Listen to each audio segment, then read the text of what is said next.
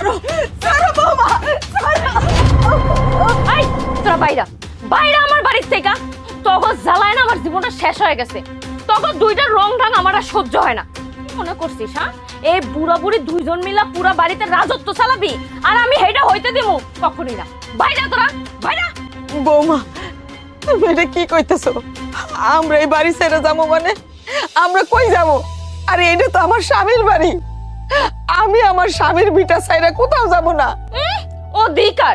এই কিসের অধিকার রে? হ্যাঁ আমার জামাই দেখাস, আমার জামাই ইনকাম কইরা ঘরে আয় সেই টাকার চাল কিনা তগরে খাওয়াই, আবার অধিকার? কি আর অধিকার রে তগরে? কোনো অধিকার নাই। ভালোই ভালোই তোরা বাইরবি নাকি ঘরে থেকে ঝাড়ু ডাই না ঝাড়ু পিটা করে বাই করু? তোমরা সাহস? হ্যাঁ তোরে আমি কি করবো? আমার বাবা আমার তুই ঝাড়া পিটা করতে চাস? হ্যাঁ তোর এত বড় সাহস কে দিছে? বাজান ও বাজান বৌমারে ছাইরে দে, বৌমা ছোট মানুষ বুঝতে পারে নাই, ওর ব্যথা লাগতেছে, ছাইরে দে বাজান। না মা, তোমাদের কোনো কথা শুনবো না। এই তোমাদের কারণেই আজকে ওর এত সাহস হয়েছে।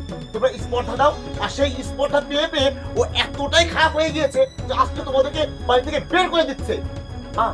শেষ পর্যন্ত ব্যাপারটা তোমাদের উপর পর্যন্ত চলে আসছে। আজকে তোমার গায়ে হাত তুলছে, বাবার গায়ে হাত তুলছে। আমি তো এটা কখনোই মেনে নেবো না, এটা কখনোই হতে পারে না। তোমরা যত কিছুই বলো না কেন, ওর মতো মেয়ের সাথে আমি আর কখনোই সংসার করবো না।